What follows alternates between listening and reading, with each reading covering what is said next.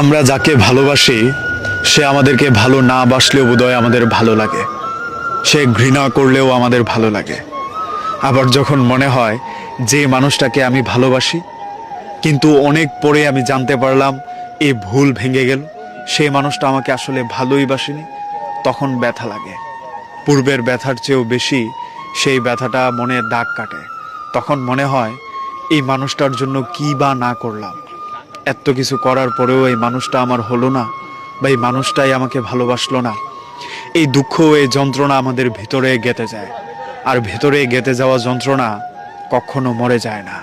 মৃত্যু আপনাকে দুনিয়া থেকে পরপারে নিয়ে যাবে, কিন্তু কোনো কিছু চেয়েও না পাওয়ার যন্ত্রণা কখনোই ভেতর থেকে মুছবে না। এই যে না পাওয়ার যন্ত্রণাগুলো আমাদের ভেতরে এমনভাবে দাগ কাটে, অনেক কিছু দিয়েও সেগুলোকে আর রিপ্লেস করা যায় না। এই মানুষগুলো আমাদের ভেতর থেকে আর রিপ্লেস হয় না। ভুলে যাওয়ার হাজারটা চেষ্টাও সেখানে গিয়ে ব্যর্থ হয়ে যায়। তখন মনে হয় এই মানুষগুলোকে ভুলে যাওয়া আর সম্ভবই না। সৃষ্টিকর্তা বোধহয় এইসব জিনিসকে ভুলে যাওয়ার ক্ষমতাই আমাদেরকে দেননি।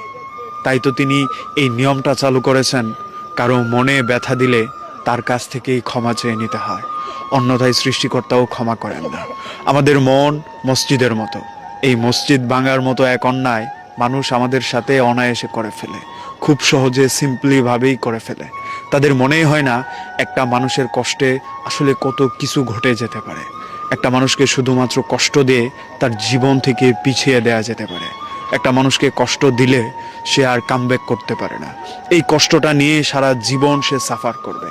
তার মনে হবে শুধুমাত্র এই জায়গাটার জন্য আমি জীবনে আটকে যেতে হয়েছে, এই মানুষটার জন্যই আমার পিছিয়ে যেতে হয়েছে, এই মানুষটা এমন না করলে আমার জীবনের এমন হালচালই হতো না, এই মানুষটা যদি আর একটু সুন্দরভাবে আমাকে রেখে দিত তাহলে আমার জীবনের আরও উন্নতি হতো। যে মানুষগুলো আমাদের সাথে ভুল করে তারাও একটা সময় গিয়ে রিয়ালাইজ করে যে তার সাথে এই কাজটা করা আমার ঠিক হয়নি। তার করা অন্যায়টা সে যখন বুঝতে পারে তখন আমরা জীবন থেকে পিছিয়ে যাই। তখন তার চাওয়া দুঃখ কিংবা সরি আমাদের জীবনে তেমন কোনো ইম্প্যাক্ট করে না, আমাদের জীবনে কোনো কাজে আসে না। তাই কাকে কষ্ট দিচ্ছেন, কেন কষ্ট দিচ্ছেন, কতটুকু কষ্ট দিচ্ছেন, তার কষ্টটা যখন প্রকৃতি আপনাকে রিভেঞ্জ হিসেবে ফিরিয়ে দেবে সেটা টলারেট করার আপনার সক্ষমতা আছে কিনা, এসব বিষয় আপনার আগেই বিবেচনা করা উচিত। যত সহজে কষ্ট দেয়া যায় সেগুলো যখন প্রকৃতি আমাদেরকে ফিরিয়ে দেয় সেটা আর তত সহজে মেনে নেওয়া যায় না। এই মেনে না নিতে পারাটাই আমাদেরকে রিয়ালাইজ করায় মানুষকে দেয়া কষ্ট আসলে কেন মসজিদ ভেঙে দেওয়ার সমতুল্য। তাই আজকে থেকে কাউকে দুঃখ দেওয়ার আগে একবার হলেও ভাববেন।